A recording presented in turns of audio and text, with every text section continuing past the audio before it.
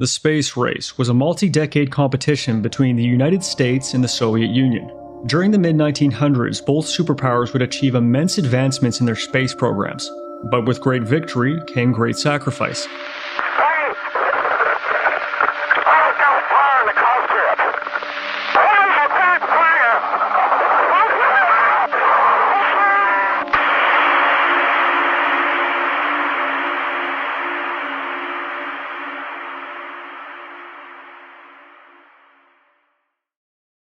The Cold War was a period of global geopolitical tension between the United States and the Soviet Union.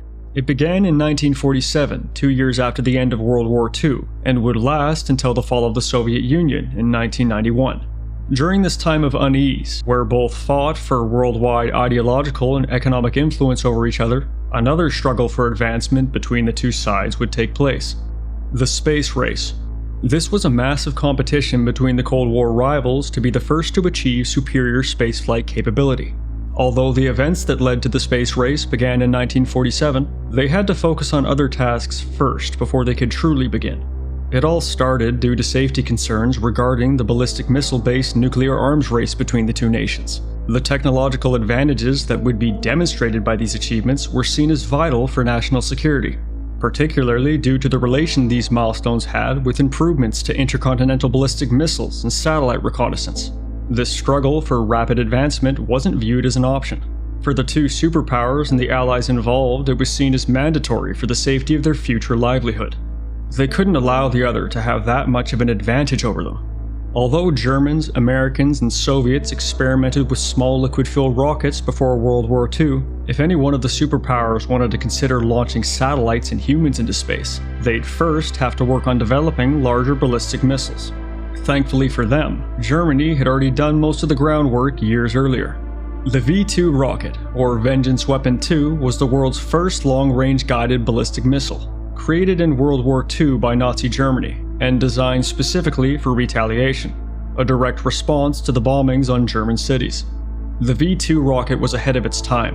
In 1944, it became the first ever man-made object to cross the Kármán line.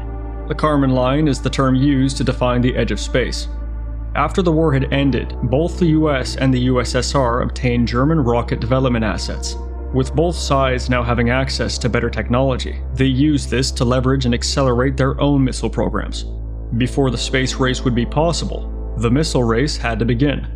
In 1955, both the United States and the Soviet Union began working on their own ballistic missiles, with the intention to launch objects into space. The competition had started. During this time, the United States was conducting a secret program called Operation Paperclip, where they would employ German scientists, engineers, and technicians which were taken from former Nazi Germany. Included in this pool of valuable people was Wernher von Braun and most of his engineering team. Wernher von Braun is very important. He'd actually helped design and co-develop the record-breaking Vengeance Weapon 2. Backtracking for a moment to August of 1949, with access to better information, the Soviet Union positioned themselves to become the second nuclear power after the United States, after the success of their first atomic bomb, the RDS-1. This event is actually what caused the nuclear arms race to begin with. This changed everything. The balance of power seemed like it was slowly beginning to shift, and the Americans couldn't afford to let that happen. In October of 1957, almost 8 years later, the Soviet Union was also responsible for the world's first successful test of an ICBM. This missile, the R-7 Semyorka, was believed to be capable of reaching the United States with a nuclear payload. An already tense situation just got a hell of a lot more serious. This fear, or perceived superiority that the USSR held over the number and power of missiles when comparing to the US, was referred to as the missile gap. In late 1958, roughly a year after the USSR's ICBM achievement, the United States tested for their SM-65 Atlas missile. It was successful, and this became their first operational ICBM. The reason this missile race was so important, not only to the space race, but to the concerns of worldwide safety, was because these ICBMs presented the ability to travel across the globe, they could hit targets quickly and effortlessly, and all in a way that made air interception practically impossible at the time. When speaking about a nuclear standoff, these working ICBMs were invaluable. It wasn't just about being the first to reach superior spaceflight capability. The stakes were extremely high, and the weight of the world hung on the shoulders of everyone involved. What kind of future awaited for the side that didn't win? The United States was trailing behind, but they weren't far away, and both sides now obtained the rockets to begin the next steps. The technological strides achieved by both parties would bring an end to the missile race, but upon reaching that finish line, they were led to the real beginning of the space race. Both sides made their intentions known over the past few years. With these improved rockets, the Cold War rivals were planning to launch their own satellites. The Council of Ministers of the Soviet Union began a policy. They treated anything to do with their space program as top secret. Throughout the entirety of the space race, launches were not announced until they took place. Cosmonauts' names were withheld until the mission had begun. The small amount of information released through news agencies were vague at best, and outsiders had little to no detail on pretty much anything to do with their space-related missions. They were so secretive, in fact, that they didn't even share specifics of their goals with the Soviet public. This was all done as a strong measure to prevent leaking of any classified information between the countries. Information about failures were even more protected, which conveniently created the illusion of a perfect operation to any curious onlookers. Both of them want to send satellites into space, and they each want to be the first to do it. In September 1956, 2 years before the success of their ICBM, US President Eisenhower worried that a satellite passing above a nation at over 100 kilometers could potentially be seen as an illegal overflight, violating that nation's airspace. He was fearful of causing an international incident because of how it would look if they used military missiles as a satellite launcher. So to play it safe, he opted for use of the Vanguard rocket instead, which prior to this decision was only used as a research rocket. Because of that, Wernher von Braun's team wasn't authorized to use their more favorable Jupiter-C rocket because of its intended future use as a military vehicle. At one point, their team did eventually launch a Jupiter-C rocket, but because of the concerns, this was only used as a suborbital test for re-entry vehicle equipment. When the lead Soviet rocket engineer and spacecraft designer, Sergei Korolev, heard about this test, he thought he was hearing about a failed satellite mission. Now under the impression that the United States was ahead of them, he expedited plans to get his own satellite in orbit as soon as possible. After manufacturing problems with a more complex satellite, in 1957 Sergei Korolev gained permission to build a smaller, simple satellite. This craft would come to be known as Sputnik 1. A conference was coming up on October 6, 1957. It was called the International Geophysical Year. It marked the end of a long period during the Cold War where scientific interchange between the East and West had been seriously interrupted. Sergei Korolev heard that the US was about to announce a major breakthrough at this conference, with a paper titled Satellite Over the Planet. Anticipating the United States to launch their own satellite days prior to the event, he hurried the launch for Sputnik, which would successfully be launched by an R-7 rocket on October 4, 1957. Sputnik 1, dubbed the Artificial Moon, was put into orbit. They waited in anticipation for this 2-foot-wide, 200-pound metallic ball to make its way around the planet. Eventually, they'd pick up Sputnik 1's radio transmitters beeping away, and about 95 minutes after it was sent out, it flew over the launch site. It had completed its first orbit and everybody celebrated. The Soviets had become the first to send an artificial satellite into Earth orbit. It was a very dramatic time in history, and it was a huge victory for the Soviets. To give an idea of how the world reacted to this first-time achievement, here's a clip from Universal Newsreel of one of the first reports of Sputnik 1, broadcast to the world on October 7, 1957.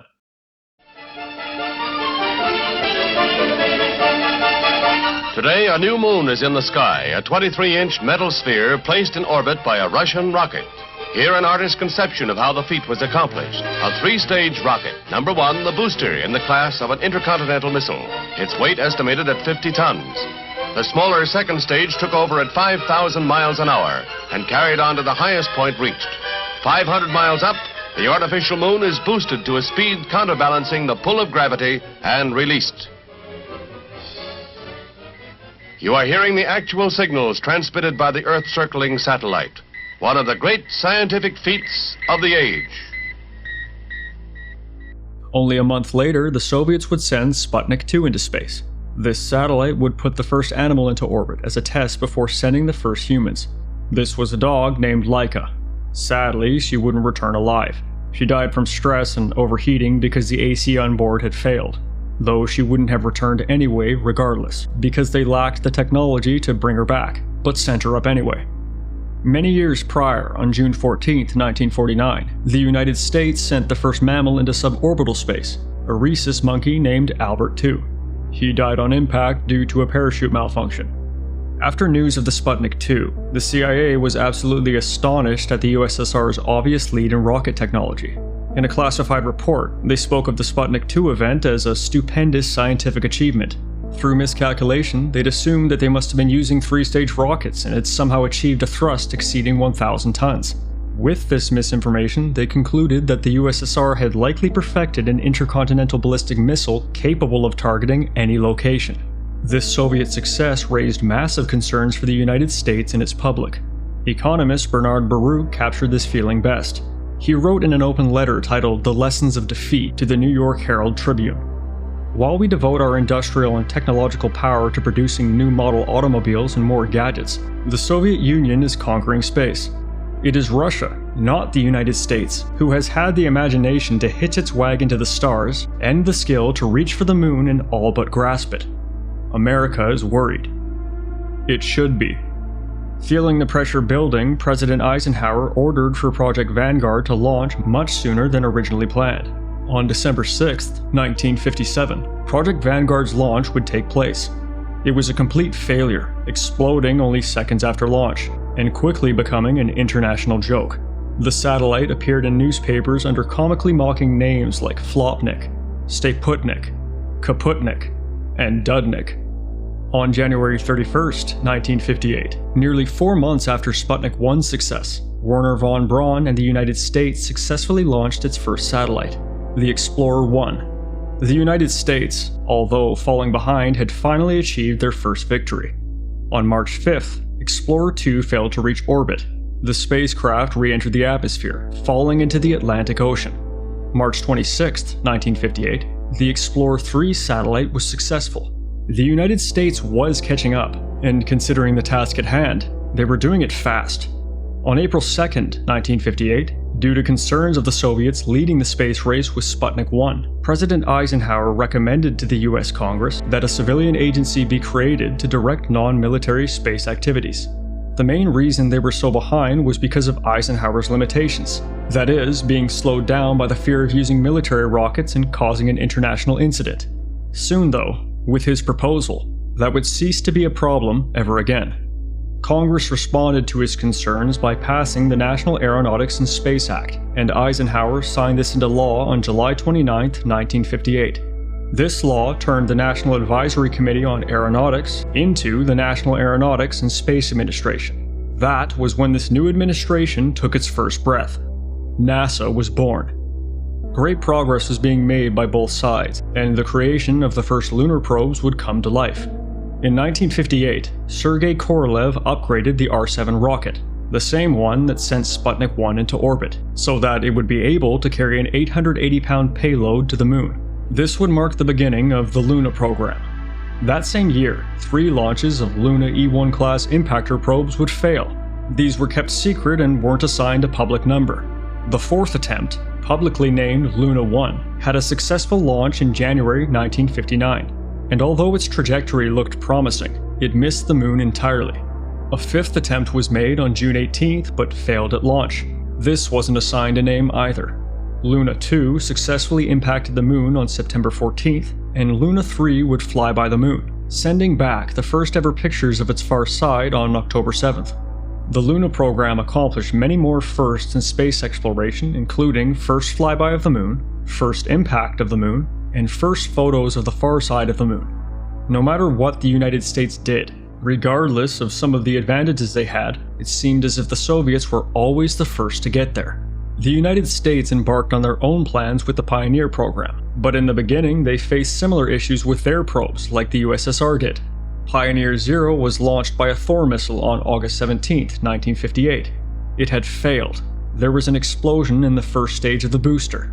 Pioneer 1 almost worked, but due to a programming error, it never reached farther than an apogee of 113,800 kilometers before falling back to Earth. Pioneer 2 traveled no more than 1,550 kilometers, and Pioneer 3 almost went as far as the first. reaching a total apogee of 102,360 kilometers, before also failing. Pioneer 4 was launched on March 3, 1959, and would become their first successful probe, having one partially successful lunar flyby. Previously, the US was roughly 4 months behind when it came to the bar that was set by the USSR for satellite progression, but by the time the Pioneer 4 was sent out, they were only 2 months behind.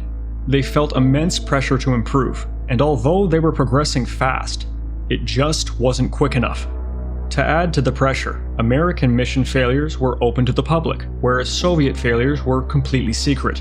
This also created a false illusion of perfection, which greatly ruined the confidence of the Americans. The Soviets were experiencing the same level of errors in their own tests, but their competitor didn't know that. In the following years, many major advancements in the space race would come to fruition.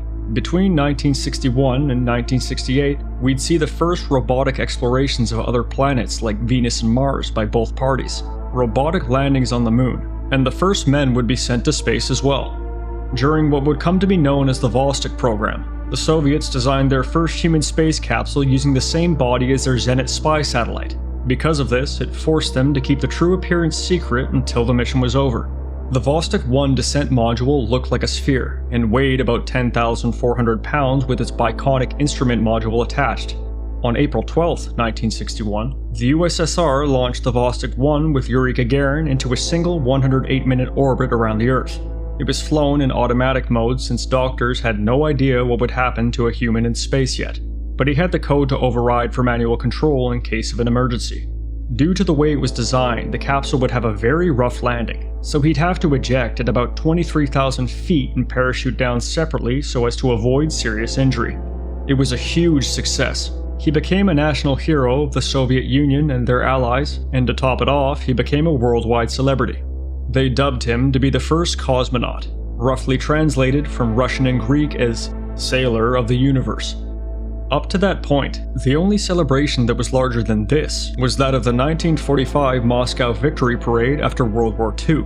A few months later, the Vostok spaceship was first shown at the Ticino Air Show in July of 1961, mounted on its third stage, with a nose cone that concealed how it really looked. 8 fins were added onto a tail section in an attempt to confuse Western observers further. In a commitment to concealing its true design, they would go as far as having this false model appear on commemorative stamps, and even showing up in a documentary. On August 6, 1961, Vostok 2 would see cosmonaut German Titov be sent into orbit for a full day, circling the planet 17 times before returning. Less than a year later, Vostok 3 and 4 were launched roughly 24 hours apart, and they were essentially in identical orbits. At one point, they were traveling about 6.5 kilometers away from one another, and reaching close enough to establish radio communication. Vostok 4 spent an entire 4 days in space, setting another record to stack on top of the rest. On June 14, 1963, Vostok 5 was sent out, which was originally planned to orbit for 8 days, but elevated solar flare activity shortened it to 5. 2 days later, Vostok 6 was launched with Valentina Tereshkova, becoming the first woman in space, and the only woman to have been on a solo space mission. She orbited the Earth a full 48 times before returning. The Soviets only revealed the true appearance of the Vostok capsule during the April 1965 Moscow Economic Exhibition, roughly 4 years after the first mission had taken place. Long before the success of the Soviets' Vostok program, the US Air Force had been developing a similar program called Man in Space Soonest, where they studied different types of one-man space vehicles. After NASA's creation, the program would be transferred over to the civilian agency's Space Task Group, where Man in Space Soonest was renamed in November of 1958 to Project Mercury. Scouting for the right astronauts, along with capsule design and training, began immediately. Each flight series would begin testing unpiloted. The second step was to test with primates, and only then would they be ready to carry humans. From late 1960 to early 1961, respectively, Mercury Redstone 1 had failed, and number 2 was successful, which carried a chimpanzee named Ham, his name being in honor of Holloman Aerospace Medical Center. He returned home safely.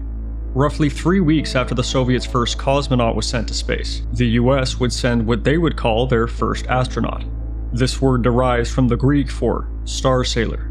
On May 5, 1961, Alan Shepard was launched on a spacecraft called Mercury Redstone 3, which he personally named Freedom 7.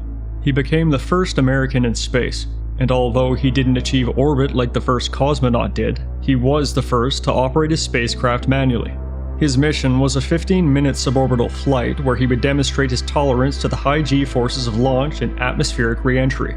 Massive celebrations took place in many cities. He became a national hero, and he received the NASA Distinguished Service Medal from President John F. Kennedy. After the naming of the Freedom 7, astronauts nicknaming the models became a trend, the number 7 always being included in the spacecraft's names, as a tribute to the McDonnell Model No. 7 space capsule used in the Mercury program. Mercury Redstone 4, nicknamed Liberty 7, took place roughly a month and a half later, piloted by Virgil Gus Grissom. The spaceflight lasted roughly the same length as the Mercury Redstone 3. Everything went according to plan until just after splashdown. These capsules were designed so that the astronaut would stay inside the craft, parachuting down and landing in the Atlantic Ocean. The hatch cover was meant to release explosively in the event of an emergency, but for some reason, the hatch accidentally blew off after landing. Virgil Gus Grissom had survived traveling to space. After returning home safely, was now in the ocean at risk of drowning. Thankfully, though, he was rescued by a US Navy helicopter before anything worse happened. The spacecraft sank into the Atlantic Ocean and was eventually recovered in 1999. The Mercury Atlas V would see the first chimpanzee, named Enos, to not only go to space like Ham did, but to orbit the Earth as well. Almost a year after the Soviets had put a human into orbit, on February 20th, 1962, astronaut John Glenn became the first American to orbit the Earth, on the Mercury Atlas VI, nicknamed Friendship 7. Similar to the Mercury Redstone 3 mission, he became a national hero, and President Kennedy awarded John Glenn with the NASA Distinguished Service Medal as well. Between May of 1962 and 1963, Aurora 7, Sigma 7, and Faith 7 would be launched into orbit, reaching a maximum of 3, 6, and 22 orbits respectively.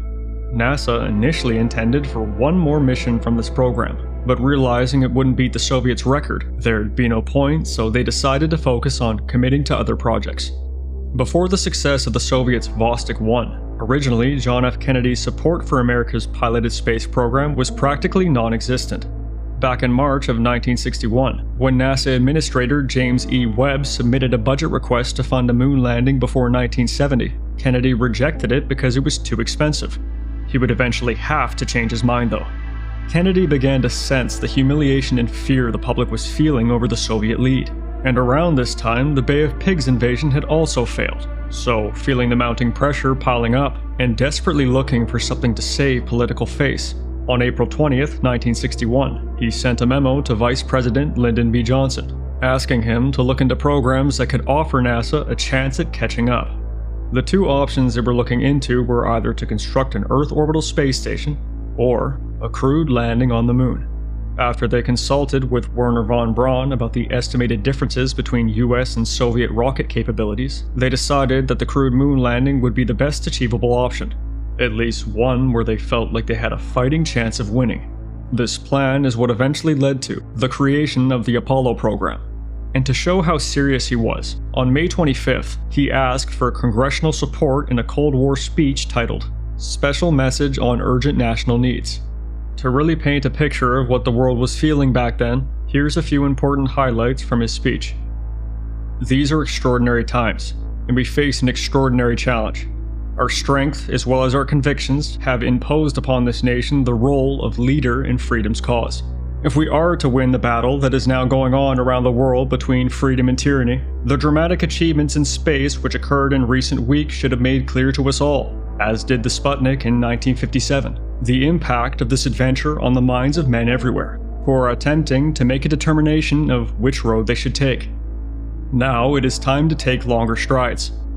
Time for a great new American enterprise. Time for this nation to take a clearly leading role in space achievement, which in many ways may hold the key to our future on Earth. Recognizing the head start obtained by the Soviets with their large rocket engines, which gives them many months of lead time, and recognizing the likelihood that they will exploit this lead for some time to come in still more impressive successes. We nevertheless are required to make new efforts on our own. I believe that this nation should commit itself to achieving the goal, before this decade is out, of landing a man on the moon and returning him safely to the Earth. No single space project in this period will be more impressive to mankind, or more important for the long-range exploration of space, and none will be so difficult or expensive to accomplish. Let it be clear that I am asking the Congress and the country to accept a firm commitment to a new course of action, a course which will last for many years and carry very heavy costs. $531 million in fiscal 62, an estimated $7 to $9 billion additional over the next 5 years. If we are to go only halfway, or reduce our sights in the face of difficulty, in my judgment, it would be better not to go at all. In 1962, after an unlikely first United States and USSR joint cooperation on the Echo 2 balloon satellite, President Kennedy began to change his mind about the space race. Easing tensions and working together towards a joint lunar landing began to seem more favorable. He proposed on September 20th, 1963, in a speech before the United Nations General Assembly, that the United States and Soviet Union join forces and combine their efforts to reach the moon. Soviet Premier Nikita Khrushchev initially rejected Kennedy's proposal. Apparently, he later changed his mind several times, but by then, President Kennedy had unfortunately already met his untimely demise. The cost benefits and technological gains from working together were sadly only realized by both parties after JFK was already gone. The same trust wasn't shared for Kennedy's successor, Lyndon B. Johnson, so the plan for cooperation ultimately fell through until much farther in the future. In January of 1962, the United States announced Project Gemini, a two-person spacecraft built to prepare them for future missions, laying the groundwork and experience for the later three-person Apollo spacecraft. Project Gemini was created to develop key spaceflight technologies and skills, like Space Rendezvous. This is a set of precision orbital maneuvers where two spacecraft align themselves in the same orbit as they approach closely. The docking of two craft, substantially longer flight durations to simulate going to the moon and back, and extravehicular activity, or EVA. This is any activity done by an astronaut in outer space outside of their spacecraft. Meanwhile, Sergei Korolev had planned further long-term missions for the Vostok spacecraft. 4 Vostoks were already in different stages of fabrication by late 1963. When the US announced its plans for Gemini, it presented major advancements over any spacecraft that had been built by either side. Feeling the pressure from the Americans' new innovations, designing of the Vostok's replacement had already begun. This new spacecraft would later come to be known as the Soyuz, a multi-cosmonaut spacecraft built to compete with the capabilities of the Gemini. Unfortunately, due to political pressure which only complicated their plans, the Soyuz wouldn't be available for at least 3 more years. This forced Sergei Korolev to modify his 4 remaining Vostoks instead. The Soyuz would eventually come to be the Apollo's future competitor, but it would have to wait. For now, the conversion of the Vostok capsules would come to create the Gemini's competitor, the Voskhod spacecraft. The Gemini was taking a year longer than planned, so on October 12, 1964, the Voskhod 1 became the first spaceflight with a 3-person crew. They were also the first to have a spaceflight in a shirt-sleeve environment. However, it wasn't because of safety improvements that this was possible, but because of minimal cabin space, which was extremely dangerous due to the risks of potential fatal cabin depressurization. On March 18, 1965, roughly a week before the Gemini spaceflight, the USSR launched the Voskhod 2. During this, the USSR achieved the first spacewalk, or EVA. The 2 cosmonauts piloting the craft faced many challenges this time. They almost didn't make it back alive. While Alexei Leonov performed the first EVA, his spacesuit began expanding in the vacuum of space. This prevented him from re-entering the airlock. The only solution was to depressurize part of his spacesuit to a potentially dangerous level while he was still outside. He succeeded in getting back safely, but for the 2 of them it wasn't over yet. For some reason, the atmospheric controls flooded the cabin with 45% pure oxygen, and re-entry wouldn't be possible until these levels were lowered. They managed to solve that issue as well, but more problems kept coming up. The instrument compartment failed to detach from the descent apparatus, making the craft unstable during re-entry, and a mistimed retro-rocket firing caused them to land 386 kilometers off of their intended target. Just imagine what could have happened if they had a problem that severe before they'd re-entered. Thankfully though, they made it home safely. The Voskhod 2 was Sergei Korolev's final achievement before he passed on January 14, 1966, which would also mark the last of the USSR's space firsts during the early 1960s. The Voskhod 3 and 4 were in their planning stages, but were later cancelled because of how technologically troublesome they'd become. There was a 2-year pause while they worked more on the Voskhod replacement, the Soyuz, focusing on further development of that spacecraft in their attempts to reach the moon. The Americans were behind by quite a large distance now, but due to the Soviets' 2-year pause, they were able to not only catch up, but actually surpass them in piloted spaceflight superiority. Between the beginnings of 1964 and 1965, Gemini 1 and 2 were sent out as unmanned test flights in preparation for the manned missions. On March 23, 1965, roughly a week after the Soviets' Voskhod 2 was sent out, Gemini 3 would be sent out into low Earth orbit. This mission would become the first time 2 American astronauts flew together in space. Between March 1965 and November of 1966, Operation Gemini had achieved a total of 10 crewed missions. During those 10 flights, they'd accomplished an unbelievable amount of progress, demonstrating many of the key technologies necessary to make Kennedy's goal of landing a man on the moon a reality. With the exception of developing a large enough launch vehicle, the Americans had proven to themselves that their plan was possible. Most of the novice pilots on the earlier missions would command the later ones, building up tons of experience to prepare the astronauts for the future Apollo flights. Apollo 1, initially named AS-204, was planned to launch on February 21, 1967. It was supposed to be the first crewed mission of the Apollo program, intended to be a test for the Apollo Command and Service Module. But unfortunately, Apollo 1 never got to see space at all. Just like any other mission, rigorous testing is needed to ensure the safety of those on board. And on January 27, 1967, one of these larger tests would take place. Command pilot Gus Grissom, senior pilot Ed White, and pilot Roger B. Chaffee were doing a launch rehearsal at Cape Kennedy Air Force Station Launch Complex 34. What they were simulating was called a plugs-out test. This was to determine whether the spacecraft would still operate properly on simulated power, while detached from all cables and umbilicals. This test was considered to be non-hazardous. Neither the launch vehicle nor the spacecraft was loaded with fuel or cryogenics, and all pyrotechnic systems, such as explosive bolts, were disabled. Unknown to everyone on the team was a very large hazard waiting for them inside the whole time. And once they stepped into the cabin and began their tests, their fate was sealed, and they would never make it back out alive. At 1 p.m. Eastern Time, all 3 of them entered the command module fully pressure-suited, were strapped to their seats, and hooked up to the spacecraft's oxygen and communication systems.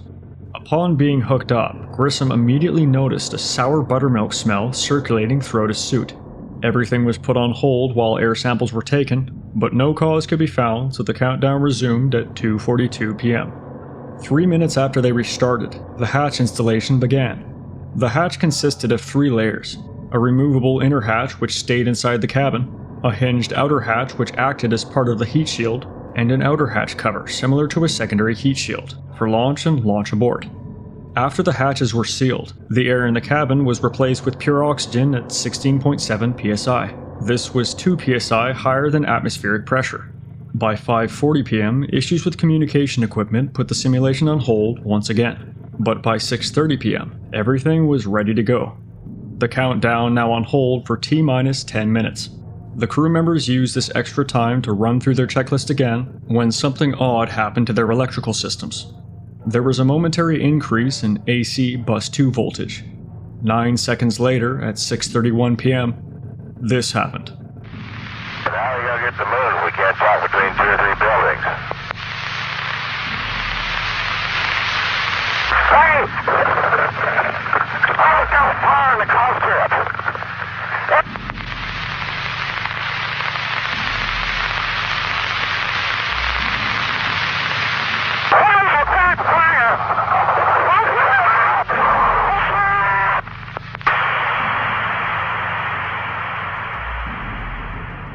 Some witnesses say that they saw white on the television monitors reaching for the inner hatch release handle as flames spread everywhere. The heat from the fire being fed by pure oxygen caused the pressure inside to rise by almost 2 times. It only took seconds for the inner wall to rupture. Flames and gases were then forced outside through open access panels up to as far as 2 levels of the pad surface structure. The ground crew was slowed down by intense heat, dense smoke, and gas masks that were only designed for toxic fumes rather than smoke. Unaware of the full extent of the accident, they were afraid that the command module had exploded, and if it hadn't, how long until it would? Above Apollo 1, there was a launch escape tower, which housed extremely flammable rocket fuel. If the fire reached that, it had enough potential power to destroy the pad entirely. The gases rushing out of the cabin caused the flames to completely engulf the inside, and now that the oxygen was all consumed, the fire was replaced with heavy smoke and carbon monoxide. As it cooled, black soot painted the surfaces of the inside of the craft. Once they managed to get to the command module, it took the personnel 5 whole minutes to even open the 3 hatches, and they couldn't open the inner hatch as intended, so they pushed it off to one side. The cabin lights were still on, but the heavy smoke blocked them from seeing the astronauts. Once the smoke had cleared, they saw the bodies of the 3 men. The fire had melted parts of Grissom and White's nylon spacesuits and the hoses which was keeping them connected to the life support system. Grissom had removed his restraints and was found on the floor. White's restraints were burnt through. He was found on his side just below the hatch. It was determined that he tried to open the hatch per emergency procedure, but the internal pressure prevented him from doing so. Chaffee was found still strapped into his seat, as procedure called for him to maintain communication until White had successfully opened the hatch. They couldn't initially remove the bodies due to the gases and toxins that were present, so they were only removed 7.5 hours after the incident. Once they were able to begin their retrieval, it took almost 90 minutes to remove them. This was because the large strands of melted nylon practically fused the astronauts to the inside of the cabin. The board that was established by NASA to handle the investigation released their final report on April 5, 1967. Grissom, White, and Chaffee all suffered from third-degree burns which affected 25 to 50% of their bodies. Everyone's suit was melted to some extent, but Grissom's was almost completely destroyed. The primary cause of their deaths wasn't due to the fire, and it was concluded that they died of cardiac arrest due to the high levels of carbon monoxide. Asphyxiation likely occurred after their oxygen tubes had melted away. With everything considered, that's probably the most painless way they could have gone. The following is just a quick summary, but their investigation determined that these were the major causes of the accident. An ignition source most likely related to vulnerable wiring carrying spacecraft power, and vulnerable plumbing carrying a combustible and corrosive coolant. What was found was evidence of electric arcs throughout the cabin, silver-plated wire stripped of its Teflon insulation, and an ethylene glycol water cooling line which not only was prone to leaks, but was found to be capable of producing an exothermic reaction when paired with the silver wire in the right circumstances. A pure oxygen atmosphere at higher than atmospheric pressure, which provides an environment in which materials not normally considered flammable will now be highly flammable and burst into flame. A cabin sealed with a complex hatch cover which could not be quickly removed at high pressure, which, in these circumstances, made an emergency escape practically impossible. An extensive distribution of combustible materials in the cabin, mainly referring to the 34 square feet of Velcro which was installed like carpeting, which was initially fine, but the 100% oxygen environment made it flammable. And inadequate emergency preparedness. There wasn't proper equipment to handle an emergency efficiently. The way the building and the hatch were designed hindered rescuers from getting to the astronauts quickly enough. Also, fire, rescue, and medical teams weren't even there because the test wasn't considered to be a hazard. Regarding the potential dangers and risks of their profession, here's some past quotes from Grissom. An awful lot of people have devoted more effort than I can describe to Project Mercury and its successors, as safe as humanly possible. But we also recognize that there remains a great deal of risk, especially in initial operations, regardless of planning. You just can't forecast all the things that could happen, or when they could happen. I suppose that someday we are going to have a failure. In every other business there are failures, and they are bound to happen sooner or later. More than 3 years later, he was asked about his thoughts on a potential catastrophe. You sort of have to put that out of your mind. There's always a possibility that you can have a catastrophic failure. Of course, this can happen on any flight. It can happen on the last one as well as the first one. So, you just plan as best as you can to take care of all these eventualities, and you get a well-trained crew and you go fly. You can have some of the smartest minds in the world collaborating on a project together, performing exhaustive tests for months, ensuring that without a doubt, they're confident everybody's going to be safe. But at the end of the day, regardless of their qualifications and experience, nobody's perfect, and we're all capable of mistakes. After all, we're only human. I'm sure that the USSR could share in those same sentiments, because roughly 3 months later, they'd experience a similar tragedy of their own. The Soyuz 1, which was essentially the Apollo's competitor, would become the first Soviet crewed spaceflight in over 2 years. Before the Soyuz 1 was ready for a pilot, there were multiple uncrewed test missions. All of them had failed. Due to an abort which caused a launch escape system malfunction, one of these tests actually caused the rocket to explode on the launch pad. Thankfully though, the escape system pulled the spacecraft to safety and they continued with their plans. Not only that, but before launch, the Soyuz 1 engineers apparently reported 203 design faults to party leaders. It was said that their concerns were overruled by political pressures to get the job done to mark the anniversary of Vladimir Lenin's birthday. Vladimir Komarov would be the Soyuz 1's pilot, and although he was aware of the problems leading up to his flight, and even though he believed the flight to be doomed to begin with, he refused to pass on the mission and went through with it anyway. On April 23, 1967, the Soyuz 1 was successfully launched from the Baikonur Cosmodrome. The mission was meant to be a 3-day test, and to perform the first Soviet docking with the unpiloted Soyuz 2. Shortly after the launch, a solar panel failed to unfold. This led to a shortage of power for the spacecraft systems. Vladimir Komarov would say through a transmission that the cabin parameters were normal, but because of the solar panel, he was having trouble with power, and the high-frequency communications weren't working either. He was having trouble orienting the spacecraft in the proper direction, and even the manual orientation was giving him issues. By orbit 13, the automatic stabilization system had completely died, and the manual system was barely working now. It was such a dire situation that back on the ground they began changing plans and readying the Soyuz 2, preparing for an earlier launch where they would first fix the Soyuz 1 solar panel. The weather had other plans though. Thunderstorms at the Baikonur Cosmodrome were affecting the booster's electrical systems, so their plans to help had to be called off for now. Because of Komarov's transmission, the flight director decided to abort the mission. After 18 orbits, the Soyuz 1 fired its retro rockets and began re-entering the Earth's atmosphere. Throughout his way back down, he maintained radio contact with the backup pilot, the first ever cosmonaut, Yuri Gagarin. During this transmission, Komarov would say, "The engine was running for 146 seconds. Everything is going fine. Everything is going fine. The ship was oriented correctly. I am in the middle chair, tied with straps." As he hurtled down, to slow the descent, he first deployed the drag chute. But when it came to deploying the main parachute, a malfunction prevented it from unfolding. His only option now was to try to use the reserve chute. But previously, the drag chute didn't release as intended either. So when the reserve chute came flying out, both chutes tangled together. Now, the Soyuz descent module wasn't being slowed down in the slightest. It sped down toward the Earth at 140 kilometers an hour, or 89 miles per hour. What you're about to hear is Komarov's last transmission.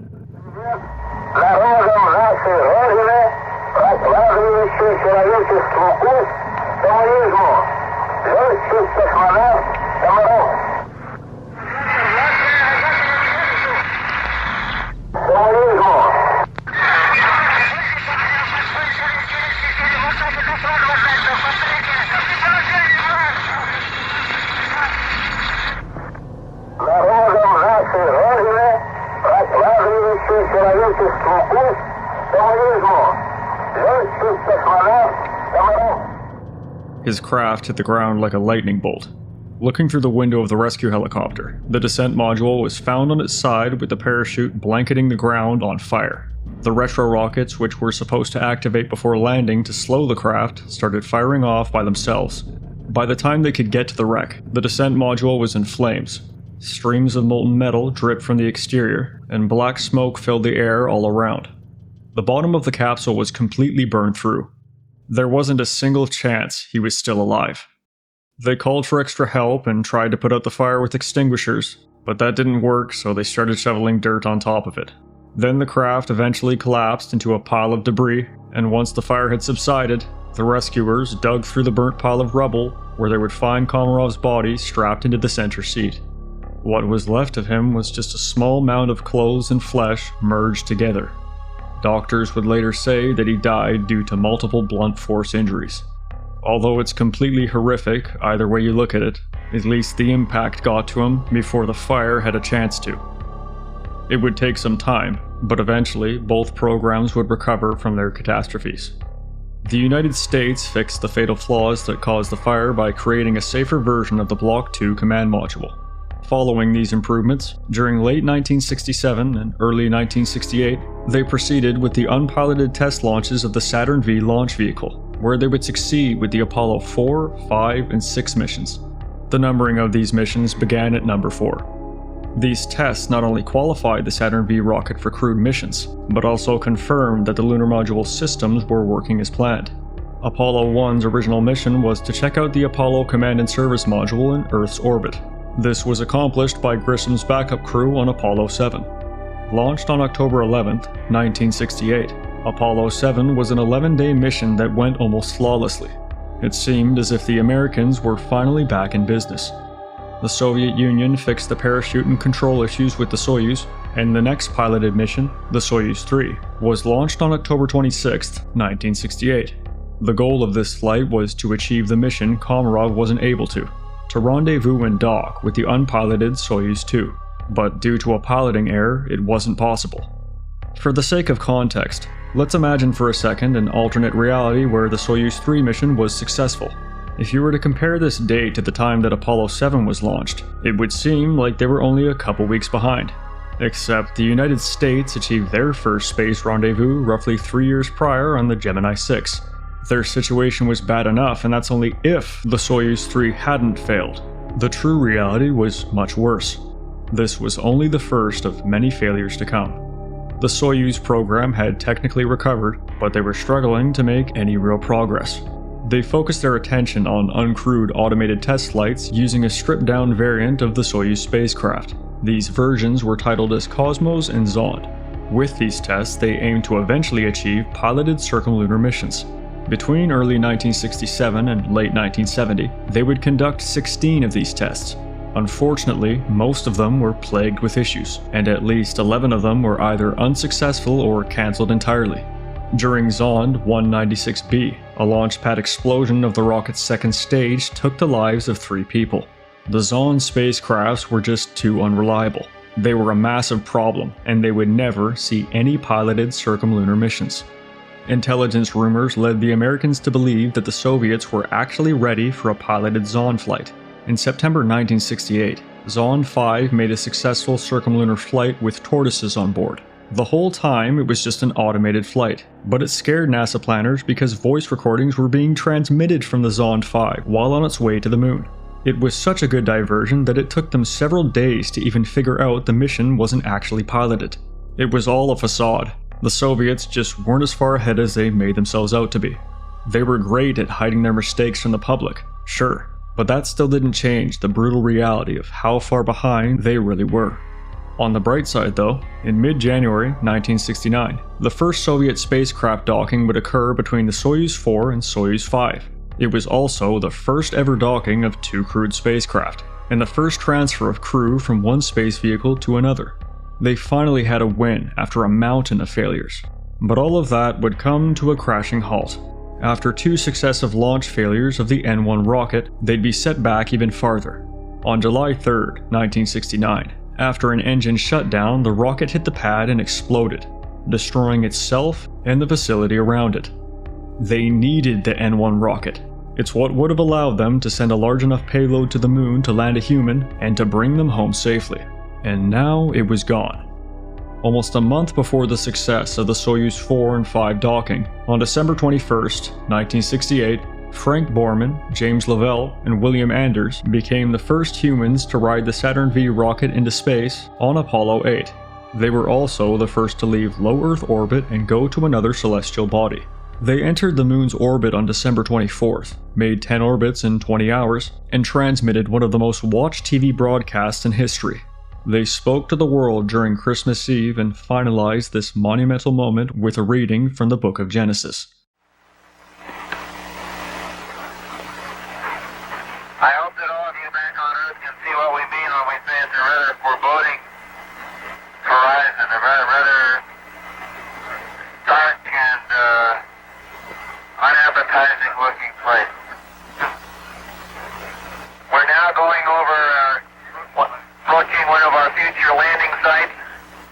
selected in this smooth region to call the Sea of Tranquility smooth in order to make it easy for the initial landing attempts in order to preclude having to dodge mountains. Now you can see the long shadows of the lunar sunrise.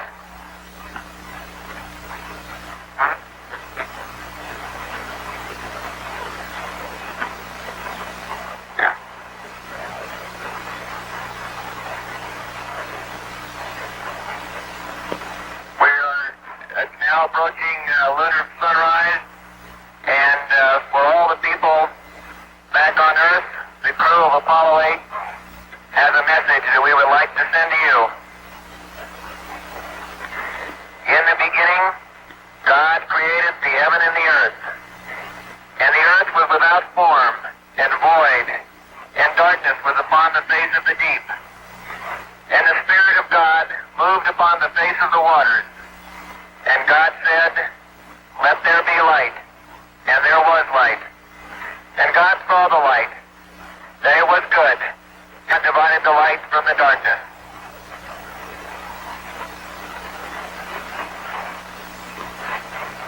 And God called the light day, and the darkness he called night, and the evening and the morning were the first day. And God said, "Let there be a firmament in the midst of the waters, and let it divide the waters from the waters." And God made the firmament, and divided the waters which were under the firmament from the waters which were above the firmament. And it was so. And God called the firmament heaven, and the evening and the morning were the second day.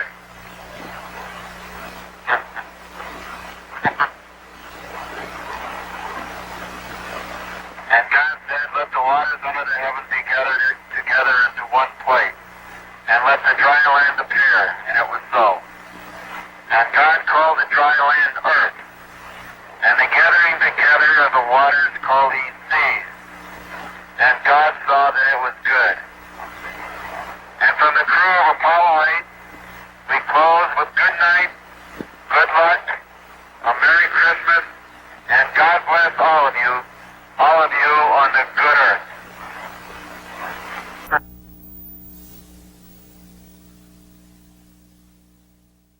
Apollo 8 returned and landed safely in the Pacific Ocean 3 days later. On March 3, 1969, Apollo 9 was launched and became the first flight of the full Apollo spacecraft. This included the command and service module with the lunar module.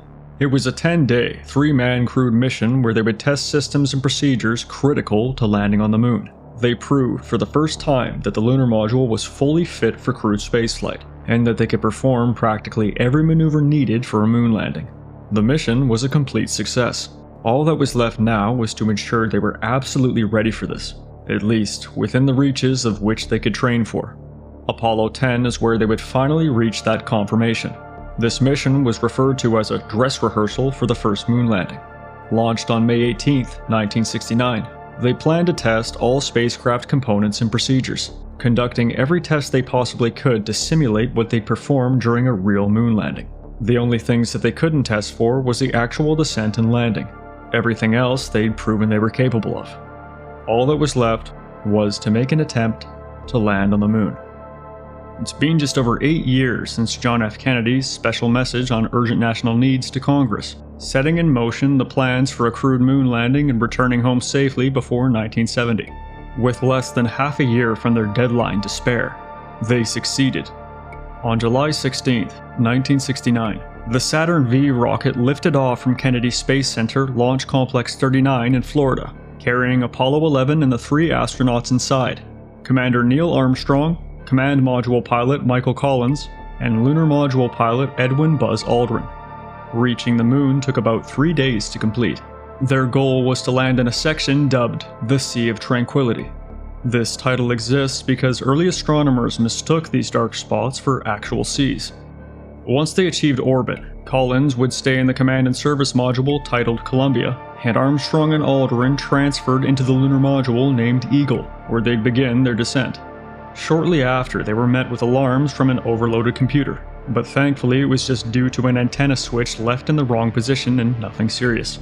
At around 590 feet from the surface, Armstrong had to take over manual flight control because of a minor guidance error. But all was well, and he successfully landed the module down safely on July 20th, 1969. This landing spot would come to be known as Tranquility Base. 6 hours later, Neil Armstrong left the lunar module to become the first human to set foot on the moon, where he would speak those famous words we all know so well. It's one small step for man, one giant leap for mankind. His first step was broadcasted through live television, being viewed by about 723 million people. At the time, that was at least 1/5 of the planet's population. Roughly 20 minutes later, Aldrin joined him, where they would both spend more than 2 hours outside the craft. The next day, they rendezvoused back with Collins on the command and service module. But before they could return to the spacecraft safely, another obstacle made itself known. A few days before Apollo 11 was sent out, the Soviet Union launched the Luna 15 probe, entering lunar orbit shortly before the Americans did. They weren't the first to win the main prize of landing a man on the moon, so they might as well try for the next best thing, acquiring a lunar soil sample first before the Apollo 11 could make it back. They eventually even began to share the same orbit. Aware of the potential dangers, Apollo 8 astronaut Frank Borman was asked to use his contacts in the Soviet Union to prevent any kind of collision. In response, the Soviet Union released Luna 15's flight plan to ensure it wouldn't collide with the spacecraft. But feeling hurried now to get a lunar sample before the Americans returned, the Soviet Mission Command hastened their attempt at a sample. 2 hours before the astronauts began their return to the command and service module, the third stage of the Luna 15's launch vehicle failed and crashed into the moon's surface 100 kilometers away from Apollo 11. Once they got back, Apollo 11 left lunar orbit and returned to Earth, landing in the Pacific Ocean on July 24, 1969. The three astronauts became worldwide celebrities. Parades and celebrations took place on August 13th in New York City and Chicago, with an estimated 6 million people in attendance. They were all awarded with the Presidential Medal of Freedom, alongside the Congressional Gold Medal. What they were awarded is the highest civilian award of the United States. In the Soviet Union, reactions to the achievement were very mixed. The Soviet government limited information about the moon landing. This heavily affected people's reaction to the event. Some people didn't even seem to care, while others were actually angered by it. Some people might be quick to call them poor sports for that reaction, but imagine being in their shoes for a second. They'd just spent more than 20 years competing with their rival. The Soviets were even leading the race for most of the beginning. Sure, they may have made mistakes, but the Americans did too. They had an unbelievable amount of worldwide firsts and broke record after record. They were nothing short of absolutely phenomenal. But at the end of the day, when it was all said and done, it just wasn't good enough. Shortly after, in November of 1969, Apollo 12 would also land on the moon. In total, the Apollo program would see 6 crewed moon landings from 1969 to 1972. During this period, a total of 12 astronauts walked on the surface of the moon. So who was the winner? Some say the space race ended in 1975 during the joint mission of the Apollo-Soyuz test project. Others will tell you that it only officially ended in 1991 after the collapse of the Soviet Union. But most seem to agree that it really ended after the first moon landing. Some will argue that in terms of overall spaceflight capability that the Soviets won. They dominated in so many of the early benchmarks that laid the groundwork for lunar exploration, such as the first lunar impact, first photos of the moon's far side, first soft lunar landing, and first lunar orbit. But because of the massive impression the Apollo 11 mission had left on the world, sadly, most of the Soviets' achievements are often forgotten and overshadowed. Due to the victory of the Apollo 11 moon landing, most historians and analysts agree that the United States is widely seen as the winner. Regardless of that, whoever you think the winner really is will ultimately come down to whoever you believe it to be. They both achieved groundbreaking, astonishing, immeasurable greatness. During the next couple of decades, the Soviets would eventually operate the first space stations and place the first robotic landers on Venus and Mars. As time progressed, many more space achievements would be seen by both sides. What lies ahead? Only time will tell.